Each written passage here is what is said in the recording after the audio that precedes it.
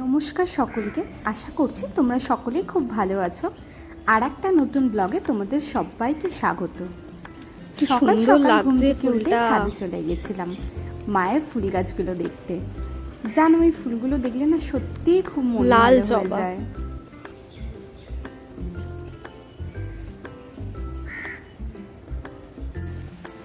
এখনো লেবু আছে, দেখো গাছে অনেকগুলোই আছে, অনেকগুলো পেকে গেছে। হ্যাঁ,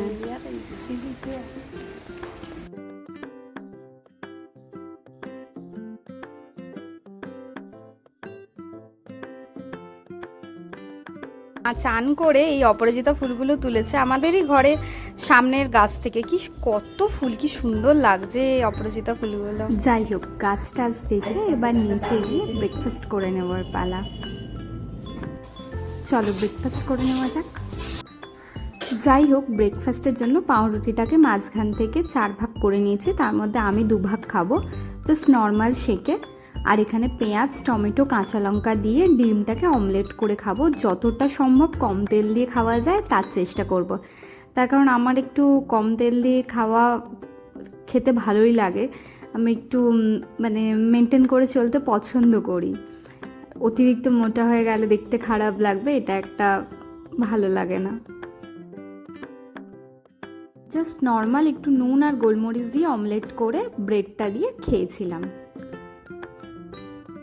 আজ বাড়িতে আছি, চলো মায়ের হাতে হাতে আজকে দুপুরের লাঞ্চ বানাতে মাকে সাহায্য করি। এই যে আজকে হবে ডাল বেটে বড়ার তরকারি দুপুরবেলা, তাই জন্য মটর ডাল মা রাত্রিবেলা ভিজিয়ে রেখেছিল যাতে বেশ বড় বড় করে ফুলে যায়। যাই হোক, এগুলো এবার বেটে ফেলতে হবে।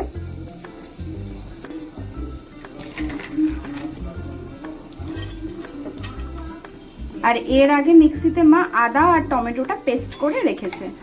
এই যে আদা আর টমেটো আছে। এবার এইগুলোকে বার করে আবার বাকি ডালগুলোকে দিয়ে দিতে হবে। বেশ ভালোভাবে বাটা হয়ে গেছে। একটা একটা গোটা গোটা রয়েছে, আমার বেশ ভালো লাগে বড়ার মধ্যে একটা একটা গোটা গোটা মুখে পড়লে টেস্টটা বেশ ভালো লাগে, তাই আমরা এরকমভাবেই বাটি। আর একবার হয়তো মিক্সিটা ঘুরিয়ে নিলে পুরো প্লেন হয়ে যেত, কিন্তু দরকার নেই, আমার এটা বেশ ভালোই লাগে। দেখো আমার মায়ের কাণ্ড, ওই যে ডালটা ভিজিয়েছিল বড়া করবে, তার জন্য ওখান থেকে একটু ডাল তুলে তাতে নুন আর লঙ্কা গুঁড়ো দিয়ে ভাজতে বসিয়ে দিয়েছে নিজে খাবে বলে। বেশ ভালো লাগে খেতে, কিন্তু তেলটা অনেকটা লাগে, এটাই হচ্ছে সমস্যা। এই জন্যই আমি বাড়িতে থাকতে চাই না, আমার ডায়েটের একদম 12টা বেজে যায় বলে। বললাম এটা কি জিরে গুঁড়ো? জিরে গুঁড়ো দিলে কি টেস্ট ভালো লাগে? হ্যাঁ, সব জিনিসেই দিলে ভালো লাগে।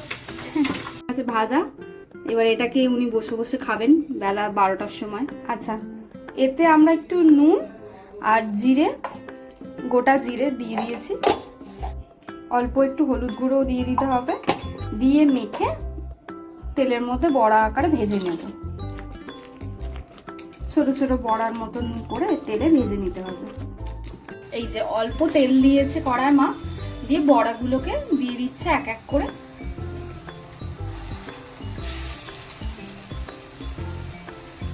দিয়ে লাল করে ভেজে নিতে হবে।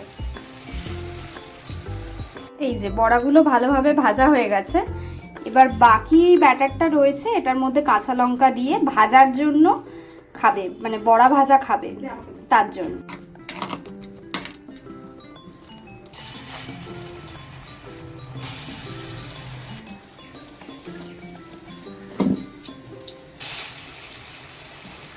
এই যে এই বড়া ভাজাগুলো শুধু মুখে খাওয়া হবে। আর এটা তো বললাম তরকারি। হ্যাঁ, 2 রকমেরই বড়া ভাজা হয়ে গেলে বড়ার ঝালের জন্য আলুটা ভালোভাবে ধুয়ে কড়ার মধ্যে দিয়ে দিতে হবে। আলুটা ভাজা ভাজা হয়ে গেলে কড়াতে জিরে ফোড়ন, গোটা কাঁচা লঙ্কা চিড়ে, আদা আর টমেটোর যে পেস্টটা ছিল সেটা, আর শুধু গোটা টমেটো কুচি করে, হলুদ গুঁড়ো, লঙ্কা গুঁড়ো, নুন দিতে হবে। দিয়ে মশলাটাকে ভালোভাবে কষাতে হবে। অল্প একটু জল দিয়ে 5 মিনিট মতন ঢাকা চাপা দিয়ে রাখতে হবে। আর এতে দেওয়া হলো অল্প জিরে আর অল্প ধনে গুঁড়ো। তরকারিটা নিরামিষ হবে। 5 মিনিট মতন ঢাকা দিয়ে চাপা খুলে তাতে আলুগুলো দিয়ে দিতে হবে। আবার কিছুক্ষণ ঢাকা চাপা দিয়ে আলুটা সেদ্ধ হতে টাইম দিতে হবে।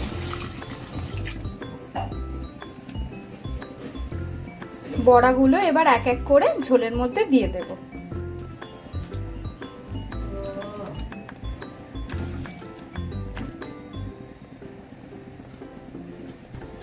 এবার একটু ফুটে গেলে গ্যাসটাকে অল্প কমিয়ে ঢাকা চাপা দিয়ে 10 মিনিট মতন রাখতে হবে, যাতে বড়ার মধ্যে জলটা ঢোকে আর আলুগুলো সিদ্ধ হয়ে যায়।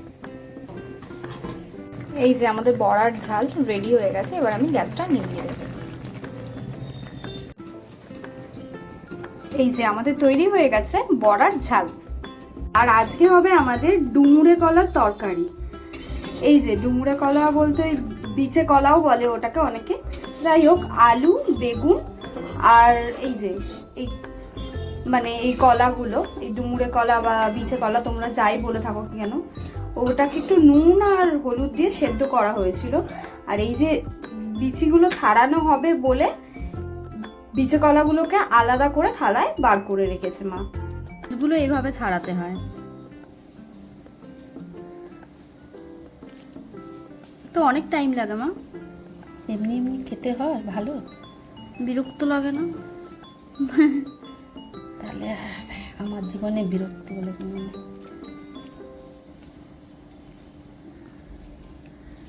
যাই হোক, এভাবে প্রত্যেকটা কলা থেকে এক এক করে বীজগুলোকে ছাড়িয়ে নিতে হবে।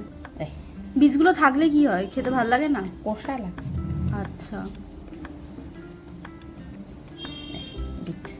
আচ্ছা, কলাগুলো থেকে বীজগুলো আলাদা করাও হয়ে গেছে মায়ের, কি তাড়াতাড়ি করে ফেললো।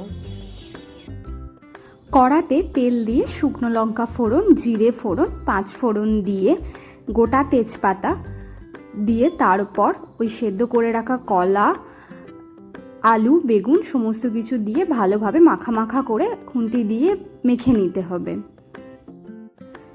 এরপর এতে নুন, হলুদ গুঁড়ো অল্প, শুকনো লঙ্কা গুঁড়ো দিতে হবে।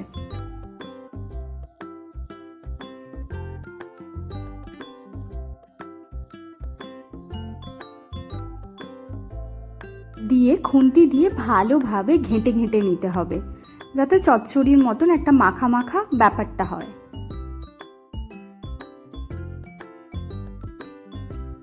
তারপরে মিনিট 5 মতন ঢাকা দিয়ে রেখে দিতে হবে। ঢাকা খুলে আবার একটু ভালোভাবে খুন্তি দিয়ে মেখে দেখে নিতে হবে ব্যাপারটা মাখো মাখো হয়েছে কিনা আর তাতে জল আছে কিনা।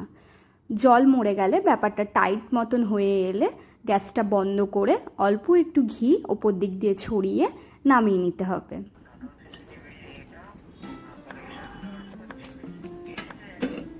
এই যে দেখো মা তখন ছাদে বলছিল না লেবুগুলো নিচে পেরে নিয়ে গেছে, এই লেবুগুলোই আমাদের গাছে।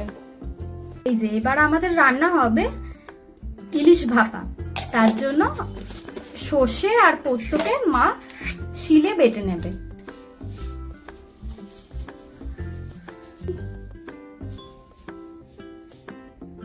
অল্পই সর্ষে আর পোস্ত বাটতে হবে, কারণ 2 পিসই মাছ আছে। আর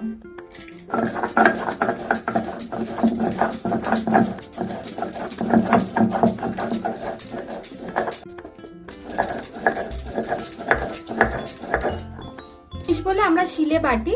আমাদের বাড়িতে এখনো অল্প কিছু হলে আমার মা শিলেই বাটে, কারণ আমার মা শিলে বাটতে পারে খুব ভালো।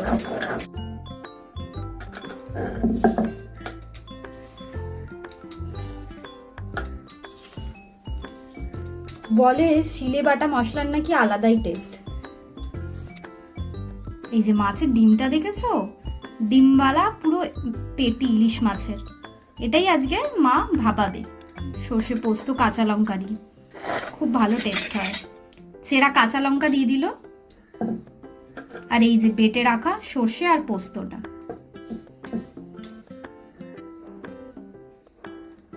এই যে মা টক দই নিয়ে এসেছে, এতে একটু অল্প টক দই পড়বে। 2 পিস মাছ, তাই অল্প পরিমাণে টক দই, ওই 1 চামচ মতন টক দইটাকে একটু ফেটিয়ে নিতে হবে।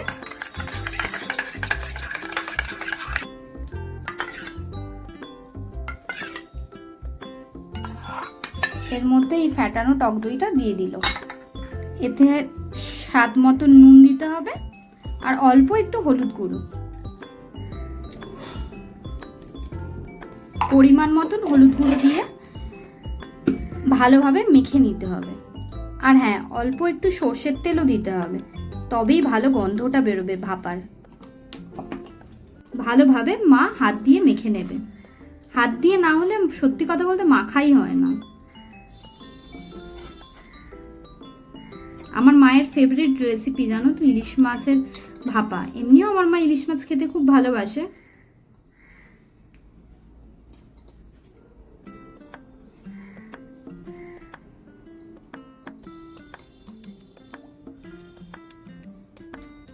কালারটা কি সুন্দর এসেছে না মা? আর সর্ষের তেলের গন্ধটাও খুব ভালো লাগছে। এবার ঢাকা চাপা দিয়ে দিতে হবে, দিয়ে ভাপাতে হবে। প্রেসার কুকারে একদম অল্প জল দিয়ে কৌটোটা বসিয়ে দিতে হবে।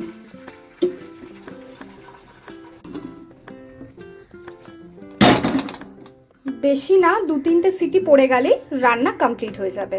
আপনাদেরকে খুলে দেখিয়ে দেব।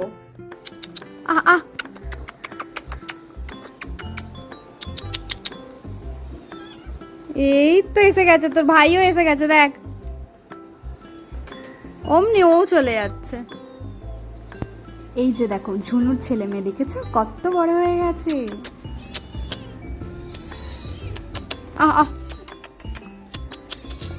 পাতুরিটা তৈরি হয়ে গেছে। ঢাকাটা খুলে একটু আপনাদেরকে দেখিয়ে দিই। খুব সুন্দর গন্ধ উঠেছে। পাতুরিটা দেখুন, গরম গরম ভাত এটা দিয়ে জাস্ট জমে যাবে। এই ডিমটা দেখেছেন, খুলে বেরিয়ে পড়েছে পেটি থেকে, এত ডিম মাছটায়। এই যে আমার তো দেখেই লোভ লাগছে জাস্ট। চলো এবার লাঞ্চ করে নেওয়া যাক। আজকের মেনুতে ছিল ভাত, ডাল বেটে বড়ার তরকারি, ডাল বেটে বড়া ভাজা, কলার তরকারি আর ইলিশ মাছের ভাপা। এই যে আজকে আমি একটা ডেজার্ট বানাবো।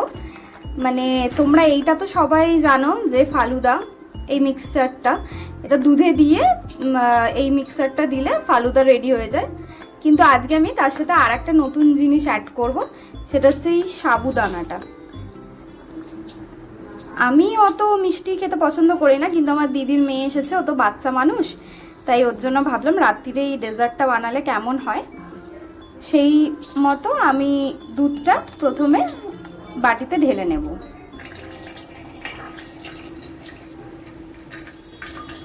এই যে দুধটা একটু ফোটাবো, তারপরে 2 ঘন্টা মতন আগে থেকে ভিজিয়ে রাখা এই সাবুদানাগুলো, বড় দানার সাবু এটা, দেখো এইটা দুধের মধ্যে দিয়ে দেব।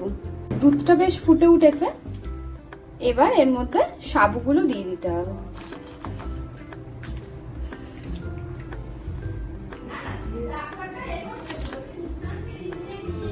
হ্যাঁ এতটা দে, হ্যাঁ দে, আস্তে করে দিবি যাতে না হাতে দুধ ছিটকায়। এই যে আমার দিদির মেয়েকেও একটু এইসব রান্না বান্নার মধ্যে রাখছি, যাতে ও একটু শিখতে পারে। দাও আস্তে করে, যাতে না হাতে লাগে, আস্তে। ওর মোটামুটি কিন্তু ন্যাক আছে রান্না বান্নার ওপর। ওই কিন্তু আমাকে বললো যে ও আসবে রান্না করতে। রান্না করা মানে আর কি, ওই একটু নাড়ানাড়ি, আর তো কিছু নয়। চামচটা দিয়ে একটু নাড়ো। হ্যাঁ, বাহ, ভেরি গুড, খুব ভালো হচ্ছে, খুব ভালো হচ্ছে। আমাকে দাও, তুমি পারবে না। আসলে কি বলুন তো, এখনকার দিনে না সবারই একটু রান্না বান্না শিখে রাখা দরকার। কদিন পর এটা ছিল ম্যাঙ্গো ফ্লেভারের, পুরোটা দিয়ে দিতে হবে। হ্যাঁ, কেন বলো তো, এটা ম্যাঙ্গো ফ্লেভারের তো, তাই। ও আর কি করে বাজারে উঠবে? ম্যাঙ্গো কখন হয়? ও শীতকালে, এই গরমকালে। গরমকালে তো দিচ্ছে নাকি? আর তো হচ্ছে না ম্যাঙ্গো, ওই জন্য। তোমার ম্যাঙ্গো খেতে ভালো লাগে? হ্যাঁ, খুব ভালো লাগে। তোমার তো ফ্রুটস খেতেই ভালো লাগে বাবু। আমার আম দিয়ে মুড়ি, কলা দিয়ে মুড়ি, আম কলা দিয়ে মুড়ি ভালো লাগে? বাহ, আচ্ছা, এতে অলরেডি সুগার দেওয়াই থাকে এই মিক্সচারে, কিন্তু যেহেতু আমি সাবুটা আলাদা করে মিশিয়েছি তার জন্য আমি একটু অল্প মতন চিনি এরকম 10 মিনিট মতন ফুটিয়ে তারপরে ঠান্ডা করে একটু ফ্রিজে রাখতে হবে। গ্যাসটা অফ করে দিয়েছি। ফালুদা সিমুইগুলিও দেখো খুব ভালো হয়ে গেছে, আর সাবুদানাগুলো পুরো ক্রিস্টালের মতন চকচকে হয়ে গেছে। রেডি হয়ে গেছে আমাদের ডেজার্ট আইটেম। এবার একটু ফ্রিজে ঠান্ডা করে সার্ভ করলেই হলো। এই যে ফ্রিজে আধ ঘন্টা মতন রেখেছিলাম, ঠান্ডা হয়ে গেছে। এবার সার্ভ করছি ডিনারের জন্য। আমি একটু টেস্ট করেছিলাম, দারুণ খেতে হয়েছে। আপনারা সবাই বাড়িতে একবার পারলে বানাবেন। তাহলে আজকের ভিডিও এখানেই শেষ করছি। দেখা হবে তোমাদের সাথে পরের ভিডিওতে।